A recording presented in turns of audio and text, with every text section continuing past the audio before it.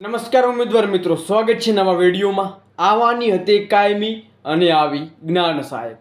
મિત્રો હવે આગળની રણનીતિ શું હશે જુઓ. મહત્વના સમાચાર છે. કાયમી ભરતીના રિલેટેડમાં ફોર્મ ભરવાના પણ ચાલુ થઈ ગયા છે. મિત્રો શું મહત્વની અપડેટ છું વિગતવાર માહિતી આપવાનો છું. વિડીયો છે અંત સુધી જરૂરથી નિહાળજો.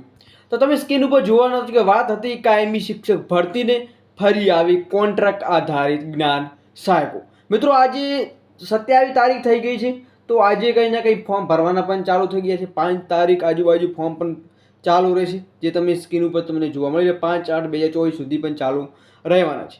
મિત્રો તમે જોઈ રહ્યા છો કે જ્ઞાન સહાયક છે એક સરકારને જે ભરતી છે એ એમને ગમી ગઈ છે, જેના કારણેથી લોકો ફરી વારંવાર ભરતીઓ કરતા રહ્યા છે. ભરતી આવવાની હતી મિત્રો 7,000 નહીં, પરંતુ ઓછી તો પણ પ્રાથમિકમાં તો પૂરતી જગ્યાઓ છે જ. હાઈસ્કૂલ એટલે કે માધ્યમિક અને હાયર સેકન્ડરીમાં બંનેમાંથી મિત્રો જગ્યામાં વધારો કરવામાં હતી, જેના પ્રત્યેમાં 11 માસનો કરાર ઉપર એમને 7,000ની ભરતી આપી દીધી. મિત્રો આ કેટલું યોગ્ય છે. હવે જે ઉમેદવારો છે ફરી વિધાનસભાનો ઘેરાવો કરવાના છે અને અંતમાં સચિવાલયનો તો ઘેરાવો મિત્રો થવાનો જ છે.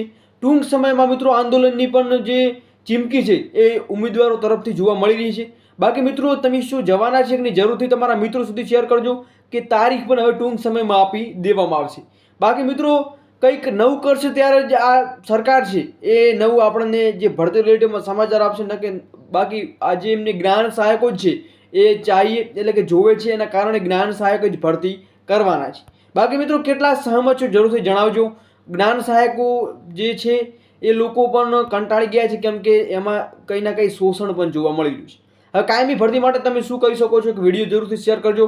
કમેન્ટ સેક્શનમાં તમારો અભિપ્રાય જણાવજો. જ્ઞાન સહાયક કાયમી ભરતી. ધન્યવાદ. જય હિન્દ, જય ભારત.